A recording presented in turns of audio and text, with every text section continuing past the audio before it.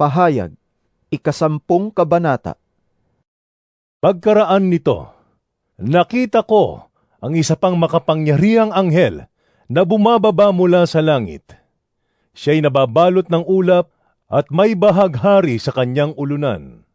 Nagniningning na parang araw ang kanyang mukha at parang mga haliging apoy ang kanyang mga binti. May hawak siyang isang maliit na aklat na nakabukas. Itinuntong niya sa dagat ang kanyang kanang paa at sa lupa naman ang kaliwa. Sumigaw siya at ang kanyang tinig ay parang atungal ng leon. Tinugon siya ng dagundong ng 7 kulog.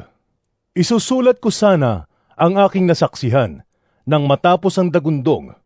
Ngunit narinig ko mula sa langit ang isang tinig na nagsabi, Ilihim mo ang sinabi ng 7 kulog.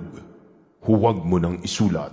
At itinaas ng anghel na nakita kong nakatungtong sa dagat at sa lupa ang kanyang kanang kamay at nanumpa sa pangalan ng Diyos na nabubuhay magpakailanman na siyang lumikha ng langit, lupa, dagat at ng lahat ng naroroon. Sinabi ng anghel, Hindi na magtatagal. Sa araw na hipan ng 7 anghel ang kanyang trumpeta, isasagawa na ng Diyos ang lihim niyang plano, gaya ng ipinahayag niya sa mga propeta na kanyang mga lingkod.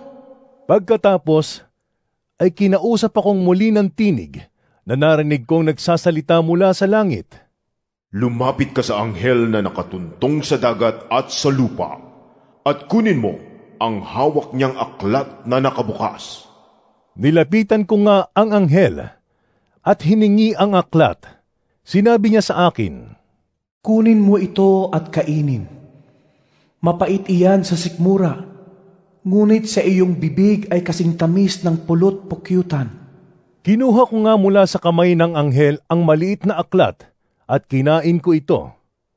Matamis nga iyon, parang pulot pukyutan sa bibig. Ngunit nang malunok ko na'y pumait ang aking sikmura. At sinabi nila sa akin, Kailangang ipahayag mong muli ang mga propesiya tungkol sa mga tao, bansa, wika at mga hari.